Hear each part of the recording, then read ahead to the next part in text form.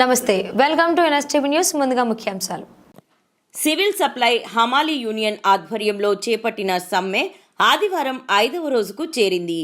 ఇందులో భాగంగా ఏఐటియుసి రాష్ట్ర కార్యదర్శి విలాస్ నిర్మల్లోని దీక్షా శిబిరానికి వెళ్లి మద్దతు తెలిపారు. ఆయన మాట్లాడుతూ హమాలీల డిమాండ్లను వెంటనే అమలు చేయాలని ప్రభుత్వాన్ని కోరారు.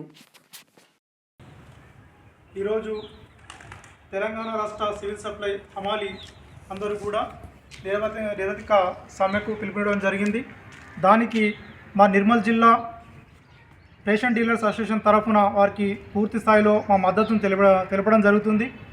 ప్రభుత్వం ఏదైతే గతంలో హామీ ఇచ్చిందో హమాలీలకు, ఏదైతే హమాలీ ఛార్జెస్ పెంచడం కానీ, వాళ్ళ ఇన్సూరెన్స్ కానీ, మిగతా విషయాలు ఏవైతే ఉన్నాయో వాటిపైన ప్రభుత్వం చర్చల ద్వారా హామీ ఇచ్చింది. కానీ దానికి ఇంతవరకు కూడా జివో అనేది విడుదల చేయలేదు. ఆ జివో అనేది కమిషనర్ గారి దగ్గరనే పెండింగ్లో ఉంది. కాబట్టి ప్రభుత్వం పెద్దలు ఇప్పటికైనా స్పందించి మరి ఆ కష్టం చేసేటువంటి హమాలీల న్యాయమైనటువంటి కోరికలను త్వరగా నెరవేర్చాలని ఈ సందర్భంగా మేము ప్రభుత్వాన్ని కోరుతూ, మేము పూర్తి స్థాయిలో హమాలీలకు, వాళ్ళ యూనియన్కు మా రేషన్ డీలర్స్ అసోసియేషన్ నిర్మల్ తరఫున పూర్తి మద్దతు తెలుపుతున్నామని ఈ సందర్భంగా తెలియజేస్తాం.